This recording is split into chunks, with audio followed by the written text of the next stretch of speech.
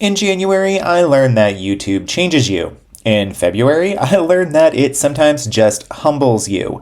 Sure, I got better at Premiere Pro. Sure, I started actually paying attention to what my analytics were telling me. But did I also spend 45 minutes green screening myself onto Juliet's balcony just because I thought it would be funny?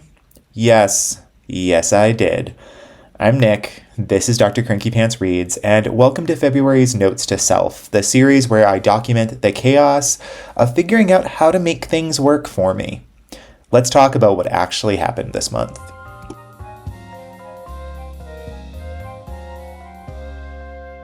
Oi. So I posted notes to myself for January yesterday. I post those videos and never think that they're going to they're not meant to be main channel content-ish, I guess, but they get really good conversation started, and I really appreciate that. What have I been doing in terms of production? We've been doing quite a few different things in terms of production. Today, because it's Saturday, so I am home alone. I'm always home alone with dogs, but I've got a couple of different projects to work through today.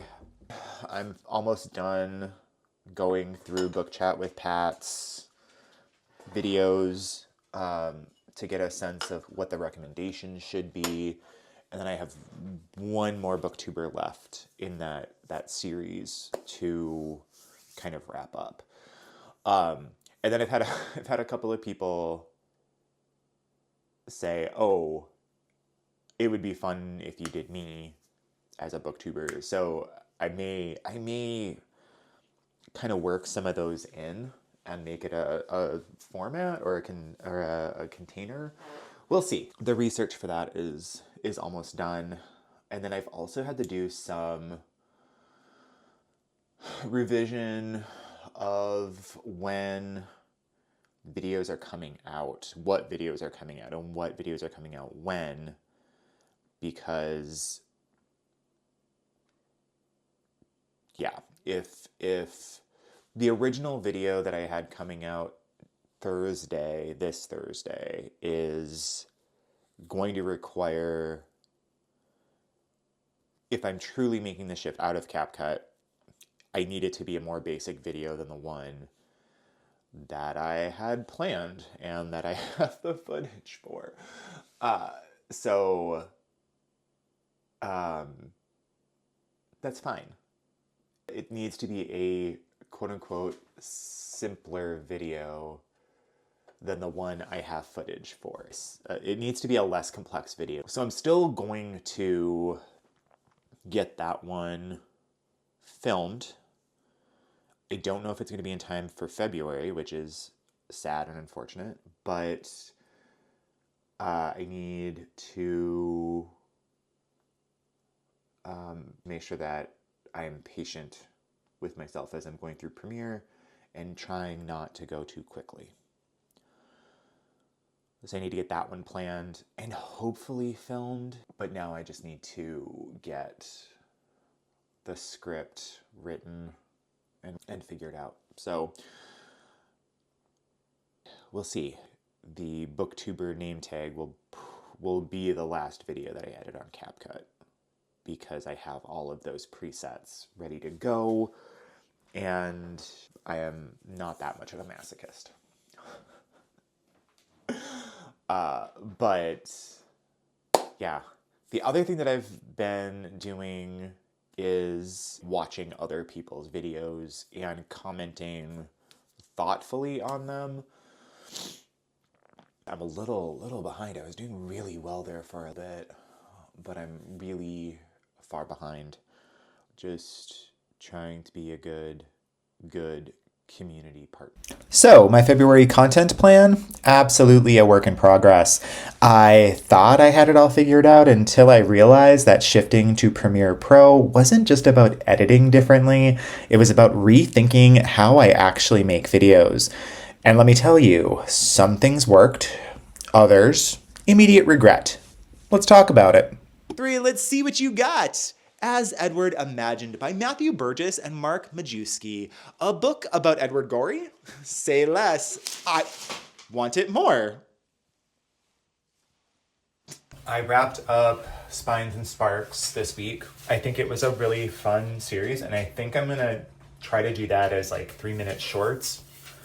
Or I may do just a full episode with 3 new BookTubers every time. I launched the James Baldwin video today, which was a rough video. Both in terms of like, it was truly a book that has impacted my thinking and continues to impact my thinking. It's a recent read, and so it feels very of the moment. And there were a couple of takes, and 2 out of 3 of them I was like sobbing. Just because of, you know, the world. And feeling powerless and, you know, just not great. Just not great. So there's that. Subscriber count went down, and that's fine. I can be both entertaining and serious. And if we're talking about books that have truly changed our lives, then we should be talking about books that have truly changed our lives. And that's going to get messy. That's gonna get political. And if you can't handle that,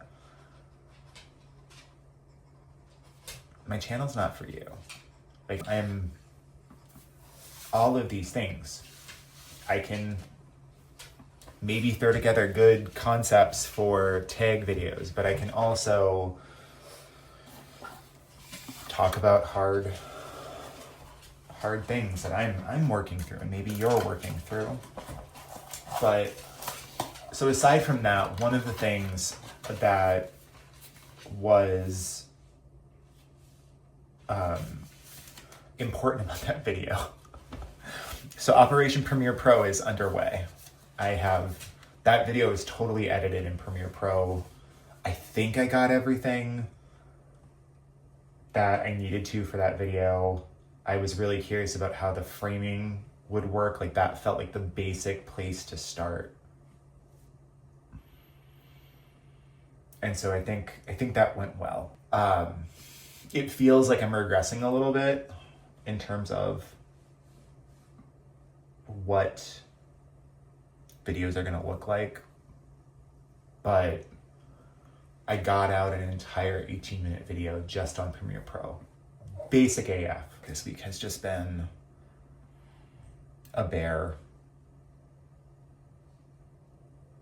Yeah, I really am unsure what higher ed is gonna look like. Grants are getting pulled. Funding's getting pulled. It's fairly bleak, if I'm being honest. So, there we are. Eek. Okay. I'm gonna get some baking done. After spending way too much time figuring out Premiere Pro, I did what any normal person would do. I spiraled into deep existential questions about BookTube. Not just about analytics, but about the weird unspoken rules that come with it. Like, why do we all pretend we joined for community when there are clearly 100 different reasons people start channels? And why is strategy a dirty word? And what's with the whole you're only doing it right if you're doing it for the love of books thing? Because, spoiler alert, YouTube is literally built for monetization. Let's talk about it. And a satisfying climax? What? There's nothing funny about this. This is serious. Okay. Hold on, because I forgot what I was supposed to say. Thought I had a coat here in the office. It was literally like 50, 60 degrees this morning, and now it's like 40 and blinding snow. hence why I'm still in my office. But I'm also in my office because I was able to like kick some rump during my lunch 30 minutes, lunch half hour. There we go. And get pretty much everything ready for launching my tag video for today. And then I'm packing up, getting ready to go. I've listened to it how many times in the editing software, and then I'm listening to it one last time on YouTube, and there's no sound on half the video. What the what? What the what? So currently re-exporting. I'm hoping this will fix it, but we'll see. We'll see. Fun. We love fun. But really, in all honesty, the switch to Premiere Pro has been easier than I thought it would be. Once you kind of know what is going on with it, and once it's going on, like it's that whole, it's back to Franny Craddock. It's easy once you know how. And there's still tons of stuff I don't know. But I think every long form this month has been Premiere Pro. Maybe. That's a good question. Because it's technically March 4th right now, so we're a little behind in getting this done, but that's fine. It's fine. Moving forward. Let's see. Okay, so let's oh, lies. So can I match these readers? My last Sparks and Spines was not, but every other video has been Premiere Pro. So progress, not perfection.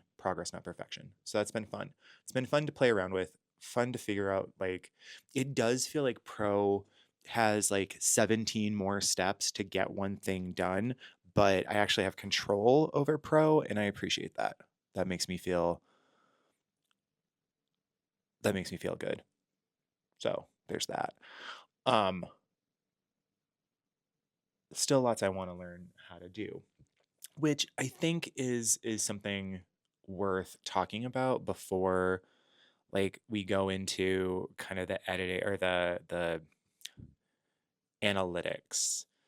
Right? So when we're thinking about analytics, this is normally the part of my notes to myself where I go over like subscriber count and other things, but I am really trying to think through the discourse around burnout that I feel is happening on BookTube right now. There's a lot of discourse around, like how can I keep this pace up? And I myself, I have said, oh my gosh, I need some extra time to do this. Like that's the trick. Like, um, and so it's really made me think about how I'm evaluating my videos. And I'm shifting away from getting caught up in my subscriber count because it fluctuates. Like it fluctuates, right? Like, and you never know why. You never really know why. And I think as kind of this vanity metric, right? There's that dopamine hit of it going up, and then it goes down, and you're like, oh my gosh, what did I do? I'm the most horrible person in the world. You're not. They just didn't resonate, and that's okay, right? Like that's fine. And so I'm not as focused in on my subscriber count right now. I am still aware of it because it's there. Like YouTube really does structure their website, their platform to really foreground that number. And if you aren't hitting particular marks, it does make you feel badly about it. We talked about this last month. But I've been more curious this month in how people engage with content and whether or not like it's connecting in some way. So I've been thinking about watch hours quite a bit. I've been thinking about return viewers. I've been thinking about engagement metrics. And what this does is it tells me, are people coming back for new videos? Are people coming back and watching new stuff? So for instance, like there's been a couple of times in the 5 months I've been on BookTube where someone will mention my channel, I will get a bump, and then those subscribers never return to me. So what does that actually mean is what I'm trying to think through at times. And so if I look at who are my repeat viewers and what are they resonating with, that's been a really helpful analytic. Also how thinking about retention rates, right? Like when I first started, my retention rates were really low. And one of the things I'm trying to get better at is constructing a solid video from start to finish. And those retention rates have really like doubled at this point. So that makes me really happy. And I'm going to continue to figure out ways to support that as I'm, working on my own skill set. And then thinking through, sorry, please hold. What are we saying? Oh, nope, that's not that. Okay. Just checking to see if like everyone around us is canceling stuff for tomorrow. So I don't know what's happening.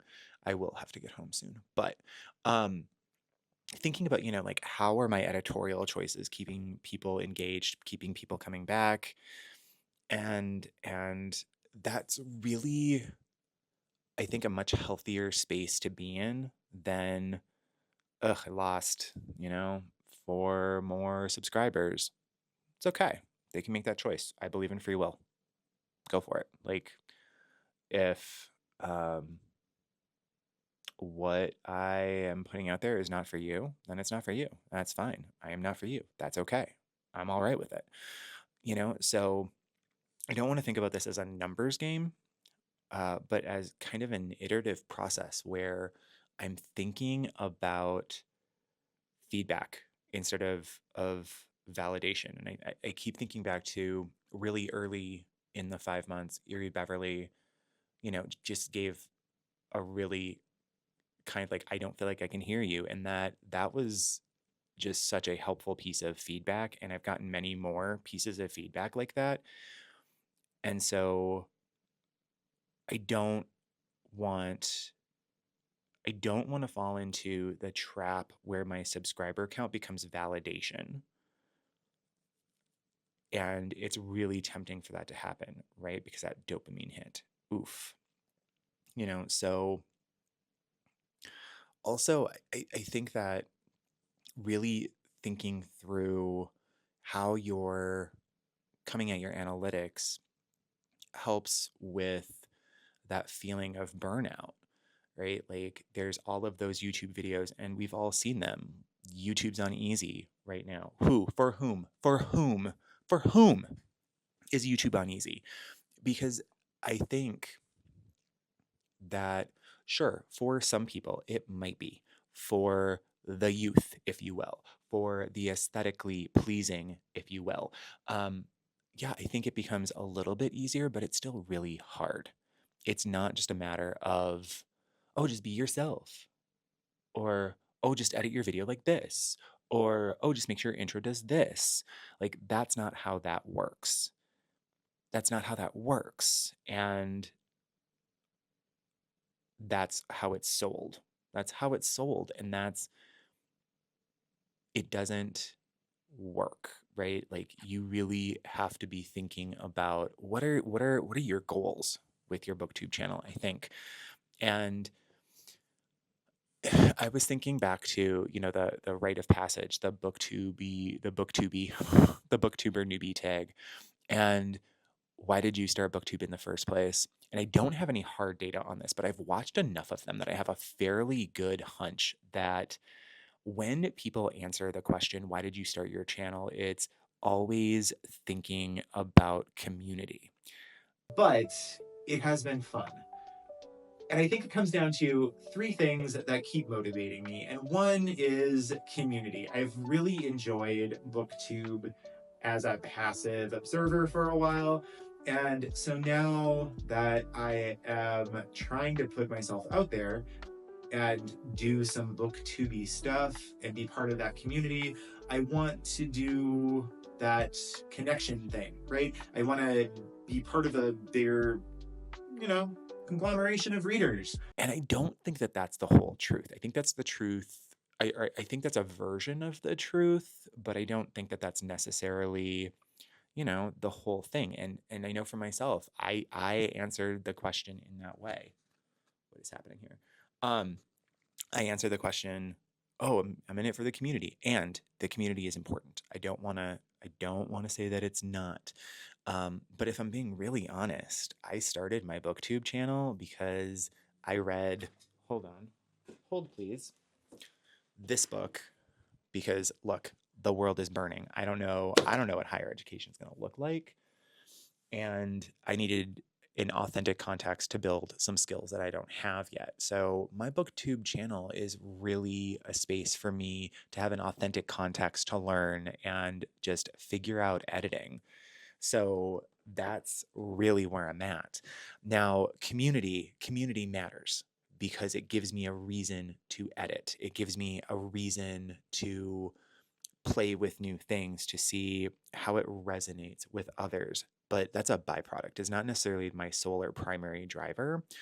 And I think there are a lot of reasons to go into a BookTube channel to start it, right? So creative skill building, like myself, like you're trying to get better at visual storytelling or editing or speaking or writing. And, or you're thinking about, I was thinking about a video Alan Reeds put out earlier today, I think, around his BookTuber bio tag. Ooh, am I remembering this correctly? Where he was talking about, I sit in front of my camera and I record because I want to talk about the reading, and I think that's a really valid way to do BookTube. Like if you want this as a space for yourself to track your reading, I think that it's totally valid. But I think the one that we don't talk about as often and leads to some of this kind of stress or this kind of burnout is we don't necessarily talk about, oh, I want my YouTube channel as a side hustle or eventual monetization opportunity. And it feels a bit like talking about that is taboo. It feels like once you say that, you are violating this unspoken belief around BookTube that your channel should exist for the pure love of books, that the books are pure, and the tote bags are the ones that you carry the books in. And acknowledging that you would like it to be financially stable or just to grow strategically. Um, Books That Teach actually does a similar version of this, just kind of a check-in on her channel. And I love how strategically she's growing her channel. I love that she's being so thoughtful in terms of her content and her strategy. It's just really nice to hear that because she's coming at it from a different angle than I am. But if you would like it to be financially sustainable or just grow strategically, it feels like you're breaking some kind of rule, like you're being like a try hard or something. But let's be real. Like YouTube is filled with content about making content for profit. So there's nothing inauthentic about wanting to build something that is both creatively fulfilling and financially viable. These two things are not mutually exclusive. But I think we fall into a trap where there's this BookTuber purity, like, oh, we're doing it for the reads. And as a teacher, someone who teaches and works at a university, I am often told, oh, you do it for the outcome, not the income. These two things are not exclusive.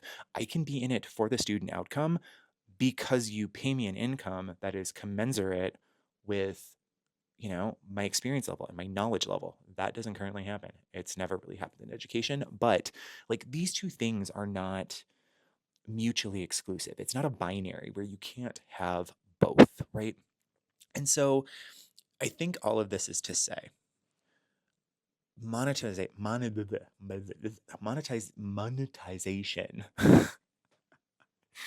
is the thing that we don't talk about, particularly if you're a newer YouTuber. And it's interesting how like you see these generations of BookTubers who come into it, and you can kind of track it in the BookTube newbie tag. You just watch MJ's video and you can see who's coming up and who's out there. And then it's interesting how quickly some go away. And I think part of that is there's not a ton of space within the community to own that ambition, right? If that's what you want to do. I mean, it's owning your ambition around monetization does not mean that you're sacrificing authenticity, but it does mean that you're being clear about what you want and you're aligning your content accordingly. And that's a really different way to come at it. Your videos, your community engagement, and how you think about your analytics is going to be different because it's shaped by whatever that goal is. And that's okay. Like, the important thing is to approach what you want your channel to do with clarity and like some genuine honesty rather than, kind of hide your ambition, right? Like, respect the hustle. If that is your goal, I am over here rooting for you. Why am I having such a hard time with that word? Because I don't have my braces in. That's why. Um, I can feel my mouth shifting. Um, if if making money, if making money is your goal, I'm in your corner. I'm rooting for you. That's not my goal, but that's okay. We don't have to have the same goals for me to cheer you on. And I want people to I want people to not burn out. I want people to find what makes them happy, because life is too short and the world feels so hard right now. So hard right now. And I just want people to have joy where they can find it and feel like they have control over some area of their world. And the idea of a number, like a subscriber number, having such control over you is just an incredibly sad feeling to me. They're subscribers. It's one metric of a whole host of metrics that, folks are providing, or that YouTube is providing. So what is your goal? Because if your goal is making money, then subscribers is only one part. Like, the thing that I have found that I find really interesting is subscribers feels like it's the easy part. Hear me out. Hear me out. Hear me out. Subscribers is the easy part. You need 1,000 subscribers to get monetized. That's not to say that it is a lot of work to get to 1,000 subscribers. I think anyone on BookTube who gets to 1,000 subscribers will talk about how hard that was. Like, YouTube is a slog. It is a hustle. It is exhausting. It can be exhausting. And it's not easy to get 1,000 subscribers, but I think that it's easier than getting 4,000 watch hours, because that means that people are coming back to your videos. They're watching them. They're watching the new ones. They're watching a good chunk of them. And the math is tricky. So like if you are someone for whom making money on YouTube is something that you want to do, that's something to think about and to change and figure out within your own videos and within your own audience what works for them and what doesn't. So I think that's thank you for coming to my TED Talk as I'm somewhat trapped in my office. Trapped in my office. Okay, so let's talk about some of my analytics because I had some questions coming into my analytics this month, which was around one, subtitles. I was curious about subtitles and whether or not they made a difference because in my workflow, subtitles take about an extra hour, hour and a half, but I think they're important. I want to make sure that people have access to subtitles, and the subtitling that YouTube does that's automatic isn't great. So I wanted to make sure, sorry, checking on encoding for a second. These are BookTuber problems we are all familiar with. Oh my gosh, 5 minutes down from an hour. Also, Premiere Pro, I need to figure out how to normalize audio. I feel like my audio is all over the place, and I don't know if it's these microphones or if it's, I don't know what it is. I don't know what it is, but I need to figure it out. Anyway, back to it. Subtitles add about 90 more minutes onto my process, which, isn't nothing. But if I'm truly being correct within my politics and accessibility is important to me, it's not something I just value, it's a value I live out.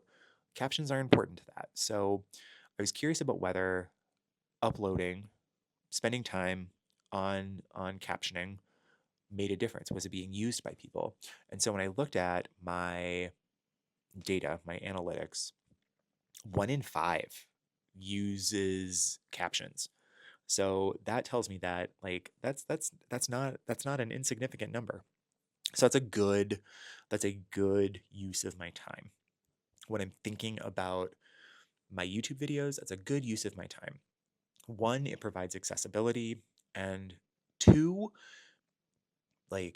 any more data that you can give to YouTube, I think the better it would push out videos. It would do those things.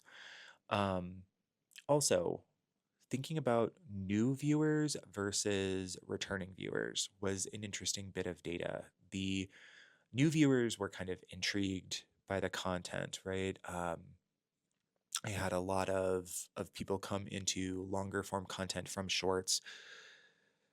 Yeah, but the people who were here before that, the converting them from a one-time viewing to longer viewings is a little bit trickier, right? So getting new viewers to be long-term subscribers is still a little bit of a challenge, and I think that's with a newer channel, that's to be expected, I think, because you're playing with formats. You're working through the affectations of BookTube to find what works and what sounds like you, right? And then subscriber engagement. So subscribers are actually a small portion of my views, and this is particularly true for shorts, which we'll talk about shorts in a minute. But subscribers are much more engaged. I mean, there are some of you who you comment on every video, and I adore you for it. I appreciate you. When I say I appreciate you, I am not joking. I appreciate you. That is time. That is time. That is time. And I appreciate you. One of the themes that's come out recently as I'm listening to some booktubers thinking about burnout and talking about burnout is, they don't feel like it really is a community, one, or the community piece of it is burning them out. Commenting on all the videos, doing all the things. Like for myself, I'm also trying to figure out which videos do I comment on? Who do I actually seek out? CG, I think, talked about this recently with his block party. And it's just interesting. It's interesting to think about. I don't know if any of that made sense. Let's get back to my data. Shall we?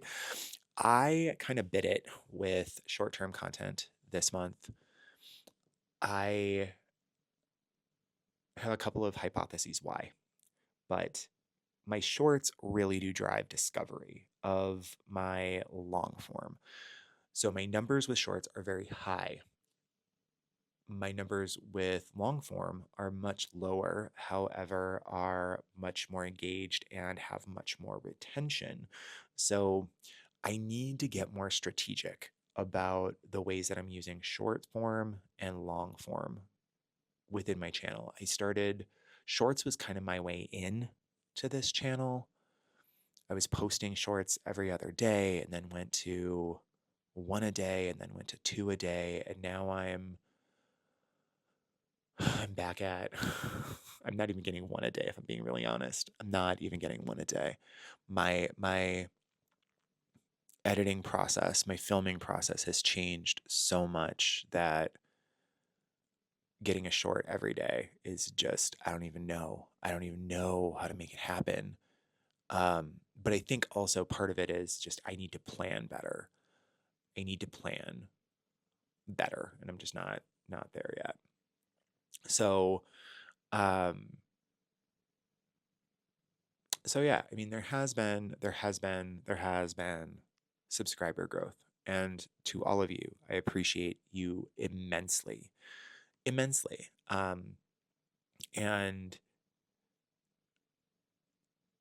I'm thankful that you want to,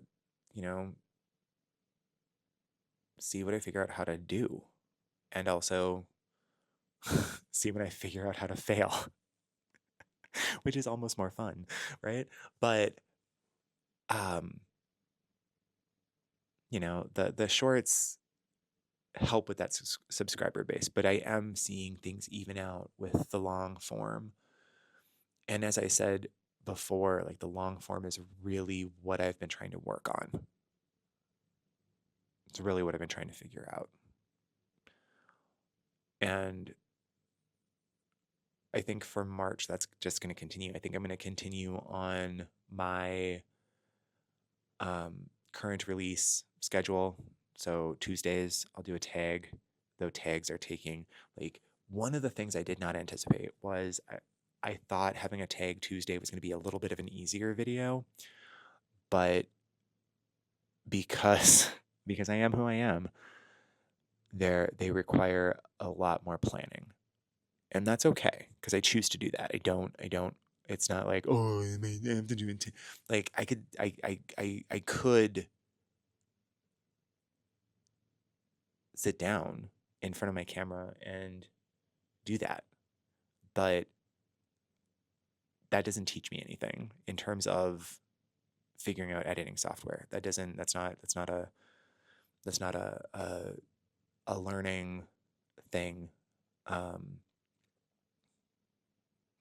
Like, I think that's part of why shorts, I've kind of stepped back from shorts and I need to step back into them, is because the technical challenge, like, if there's not the technical challenge there, if there's not something I need that I can figure out how to do, it's not as engaging for me. And part of that is thinking about figuring out ways to do things that are going to delight people, that they're going to find funny, that they're going to find interesting. So, like, in this Bella Italia tag, I will totally cop to the fact that it took me 45 minutes to get myself green screened and cropped into the balcony in Verona, Juliet's balcony in Verona. But I did it because I I kind of imagined Debs laughing at it. Nick at Dr. Cranky Pants, his videos are just fabulous and hilarious. It's a performance and it's amazing and he just makes me laugh. And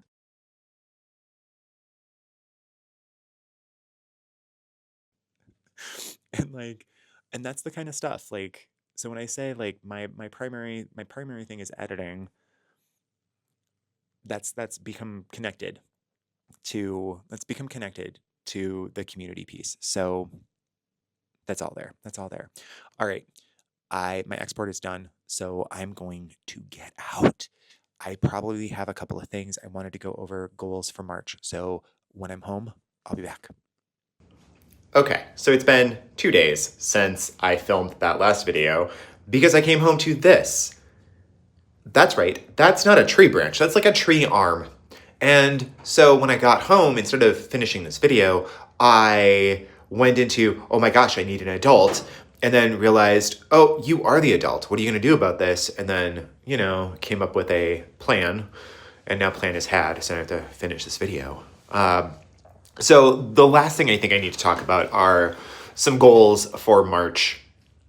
And March is already underway, so I don't want to set up any goals that have already failed. So I need to get back into my shorts game. I don't know what that's going to look like, but I need to sit down this weekend and figure that out. It's Thursday, March 6th. So this weekend I'll take some time. Oh, and I got to clear off that tape. This is where the green screen was for the Italy video. And so I need to figure out shorts. I need to figure out how to get back into them. And I think I have something of a plan. So we'll see if that plays out. I think I'm going to keep my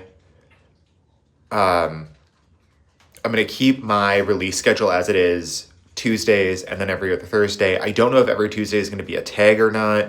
I need to figure that out. And I've got some skills that I want to work on.